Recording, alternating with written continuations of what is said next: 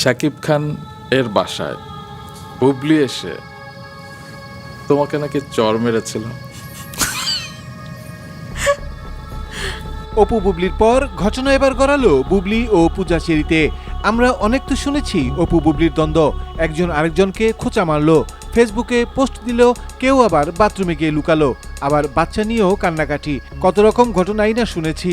এবার নতুন ঘটনা, মাছরাঙ্গা টেলিভিশনের এক আয়োজনে পূজা চেরির কাছে জানতে চাওয়া হয় শাকিব খানের বাসায় বুবলি নাকি আপনাকে চর মেরেছে। এত ইজি?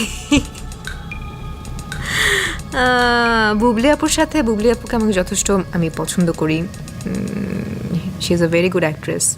বুবলি আপুর সাথে আমার 2টা অ্যাওয়ার্ড শোতে দেখা হয়েছে। একটা হচ্ছে আমার খেয়াল নেই, ওই সময় তাকে জিজ্ঞেস করেছে আপু কেমন আছো, এটা। আরেকটা অ্যাওয়ার্ড শোতে আমার সাথে কথা হয়নি, আমার মায়ের সাথে কথা হয়েছিল।